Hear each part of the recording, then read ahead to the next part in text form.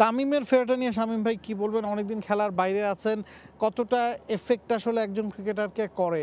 লম্বা সময় ট্রেনিং করেছেন, কিভাবে দেখছেন? তামিমের ব্যাপারটা হচ্ছে কি, ওই গুড পয়েন্ট যে অনেক দিন ক্রিকেটের বাইরে আছে। যে কোনো প্রফেশনে অনেক দিন যদি দূরে থাকে সেখানে ফেরত আসতে বেগ পেতে হয়, বিশেষ করে ক্রিকেটের এত ছোট ছোট কারুকার্য, মানসিক এবং শারীরিক, সেই জিনিসগুলো হোন করা, তাদের স্কিলটা হোন করা, ইটস ভেরি ডিফিকাল্ট। একজন খেলোয়াড়ের জন্য ফিটনেস লেভেলসের ব্যাপারটা তো প্রাইম ইম্পর্টেন্স। তামিম ইকবালের একটা অ্যাডভান্টেজ আছে যে mentally is very resilient, is very strong. সেই জায়গাটাতে তার কোনো ঘাটতি নাই, অসুবিধা হবে না। কিন্তু শারীরিকভাবে আবার খেলায় in the rhythm of the game ফিরে আসার ব্যাপারে একটু সময় আমার মনে হয় সে নেবে, কিন্তু অধিনায়কত্ব দিয়ে সেটা পূরণ করার সুযোগ তার আছে, যেটার জন্য ফিজিক্যাল ফিটনেস লাগে না, কারণ হিজ গট ইট আপ দেয়ার, তাই না সুমন? তো সেদিক থেকে আমার মনে হয় অ্যাডভান্টেজ তামিমের আছে। Hand his record speaks volumes about what he has done in the past. কিন্তু নতুন করে আমার মনে হয় শুরু করতে হবে, এবং সে নিজেও এটা ভালোভাবেই জানে যে যদিও শক্তিশালী দল, তার নিজের পারফরমেন্সটা খুব গুরুত্বপূর্ণ হয়ে দাঁড়াতে পারে দলের জন্য। আমার মনে হয় it's all over his fitness. Shamim ভাই, আমাদের বিপিএল আগে একটা ডোমেস্টিক টুর্নামেন্ট হয়েছে, এনসিএলও টপ রান গেটারদের একজন হয়েছে, এবং তামিম যখন ফার্স্ট ইনিংস ম্যাচের পর সেকেন্ড ম্যাচ খেললো, he looks I mean same old Tamim as we know. আমার মনে হয় যে তার জন্য তিনি কতখানি ফিট আছেন সেটাই সবচেয়ে বড় important. Skill level I don't think যে তাইমের খুব একটা মানে পিছিয়ে আছেন কিংবা ধরে মানে নতুন করে শুরু করতে হবে। He is skilful player. Match শুরু হলে তার আগের যে টাচে ফিরতে সময় নেননি, আমরা সেটা দেখেছি কিন্তু ডোমেস্টিক কম্পিটিশনে। তা আমার মনে হয় তামিম ওটার সময় নেবেন। It's all depends on how fit he is. I mean T20 cricket short format, but it demands lot of fitness.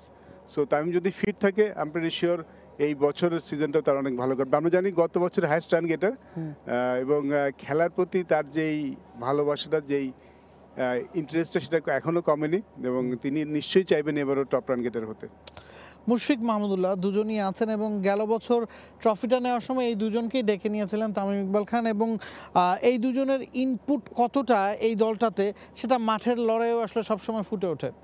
ইনপুটের ব্যাপার যখন হয় টেকনিক্যালি বা স্ট্যাটিস্টিক্যালিতে আমরা ওইটাই রয়ে যায় যে স্ট্যাটিস্টিক্যালি কি করেছে, কত রান করেছে, কিন্তু তার পেছনে দেখা যায় না, হ্যাঁ যেটা দেখা যায় না, যেটা তামিম খুব ভালোভাবে গত ফাইনালের সময় প্রেজেন্টেশনের সময় ইম্পর্টেন্সটা দিয়েছে, যে একটা দলকে জেলিং টুগেদারের জন্য অধিনায়কের তো একটা দায়িত্ব থাকেই, কিন্তু তার সঙ্গে সঙ্গে সিনিয়র প্লেয়ারদের সাপোর্ট যদি না থাকে, স্বতঃস্ফূর্ত এবং একেবারে আনঅ্যাডাল্টারেটেড সাপোর্ট ফ্রম দ্য টু ভাইরা ভাইস, তো এই জায়গা থেকে কিন্তু আমার মনে হয় তামিম ইকবালের জন্য একটা বিরাট বিরাট একটা হেল্প হবে দলগতভাবে দলকে একটা রিদমে আনা, এবং যারা জুনিয়র্স, যারা নতুন দলে এসছে, তাদেরকে স্বাচ্ছন্দ্য বোধ করানোর জন্য যে একটা সিনিয়রদের একটা গ্রুপিং হোল হার্টেড সাপোর্ট দিবে, সেটা কিন্তু এই তিনজন সম্ভব তাদের জন্য করা, এবং সেটাও সাহায্য করবে নতুন খেলোয়াড়দের আশ্বস্ত করা এবং তাদের ভেতর থেকে সবচেয়ে ভালো খেলাটা বের করে আনা।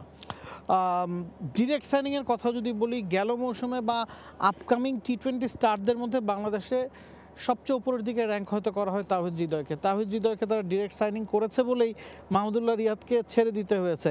মানে সব মিলিয়ে এই দলটাতে ক্যাপ্টেন নাজমুল হোসেন শান্ত আছেন, জাতীয় দলের ক্যাপ্টেন, রিশাদকে তারা দলে ফিরিয়েছে, তাইজুল আছেন, এবাদত আছেন, মানে জাতীয় দলের কাছাকাছি দল বললে তো আসলে ভুল হবে না, এবং শক্তিমত্তায় এতটাই এগিয়ে খেলাগুলো কি একপেশে হয়ে যেতে পারে কিনা? শামীম ভাই খুব ইম্পর্টেন্ট একটা কথা বলেছেন।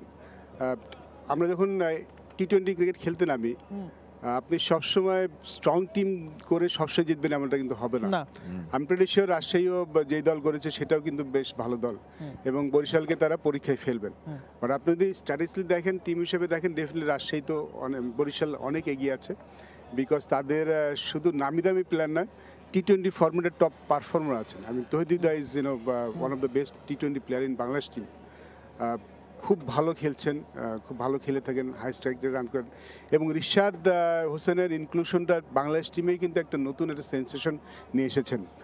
মাঝের ওভারগুলিতে কিন্তু উইকেট নিতে পারেন, যেটা আসলে was missing in T20 format. সেদিক থেকে বরিশাল টিম এবং এবাদত ফিরে এসেছেন, অনেকদিন পর ফিরে এসেছেন, খুব বেশি ম্যাচ খেলেননি। এবাদতটা ইন্টারেস্টিং হবে যে কতখানি তিনি ফিরে আসেন, টাচটা বোলারদের ফিরে আসাটা একটু difficult। ব্যাটসম্যানদের জন্য একটু ডিফিকাল্ট সে এবং কঠিন। স্পেশালি ফাস্ট বোলারদের রিদমটা ফিরে পেতে একটু সময় লাগে। বাট রেবেদত অনেক কষ্ট করছে, আমি দেখেছি লাস্ট 6 মাস ধরে অনেক কষ্ট করছেন, হয়তো বেশি সময় নেবেন না, কারণ যখন এই ধরনের টুর্নামেন্ট জিততে হয়, I am not talking about only this match, আমরা তো সব দলগুলিতে আসলে টুর্নামেন্ট বিবেচনা করে, যদি টুর্নামেন্ট জিততে চায় আসলে কন্ট্রিবিউশন শুধু ব্যাটসম্যান না বোলারদের থেকে অনেক বেশি দরকার, এবং কন্ট্রিবিউশনটা সবার কাছ থেকে দরকার হয়। শুধুমাত্র টপ 3 সিনিয়র প্লেয়ারদের উপর ডিপেন্ড করে আসলে বরিশাল গতবার চ্যাম্পিয়ন হয়নি, এবং আমি প্রেটি শিওর তারা এবারও চাইবেন যে দলগত পারফরমেন্সটা, তাহলেই তারা আসলে সিজনটা ভালো করে শেষ করবে। বাংলাদেশ প্রিমিয়ার লিগ 2025, 7টি দলের জমজমাট লড়াইয়ে মাতবে পুরো দেশ। দেখতে চোখ রাখুন টি স্পোর্টস নেটওয়ার্কে।